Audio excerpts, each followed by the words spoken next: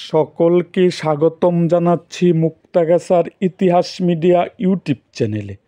মুক্তাগাছার ইতিহাস media YouTube চ্যানেলে আজকের আয়োজনে থাকছে তথ্য প্রতিমন্ত্রী আলী আরাফাত কোঠা আন্দোলনের ছাত্রদের পক্ষে যে কথা বলেছেন সেই সম্বন্ধেই থাকছে আমাদের আজকের ভিডিওতে।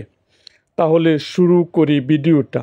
তথ্য প্রতিমন্ত্রী আলী আরাফাত বলেছেন, আমি তথ্যমন্ত্রী হিসাবে নয়, আমি একজন শিক্ষক হিসাবে আমার অবস্থান সবসময় শিক্ষার্থীদের পক্ষে। আইনের প্রয়োগ হবে সন্ত্রাসীদের বিরুদ্ধে, কোনো ছাত্রছাত্রীর বিরুদ্ধে নয়। কোনো সাধারণ শিক্ষার্থীকে কোনোভাবে যেন হয়রানির শিকার না হয়।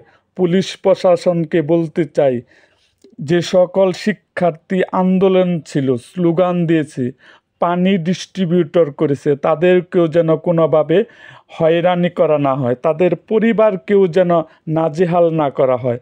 সকল শিক্ষার্থী এবং আন্দোলনের সাথে সম্পৃক্ত সকল শিক্ষার্থী তাদের যে আবেগ অনুভূতি সেগুলোকে আমরা শ্রদ্ধা করি, সেগুলোর সাথে আমাদের পুরো সমবেদনা ও সমর্থন আছে। কিন্তু তাদের যে আবেগকে পুঁজি করে যারা ধ্বংসলীলা চালাচ্ছে এটা তো পরিষ্কার। শিক্ষার্থীরা বলেছেন এই সব ধ্বংসলীলার সাথে তাদের সম্পর্ক নেই। আজকে যারা আবেগ নিয়ে রাস্তায় নামছে, সঙ্গীত গণসঙ্গীত গাচ্ছেন, তাদের আবেগ অনুভূতির প্রতি আমাদেরও শ্রদ্ধা ও সমবেদনা ও সমর্থন আছে। এই আবেগকে যেন অপব্যবহার করতে না পারে সেই দিকে সবার খেয়াল রাখতে হবে।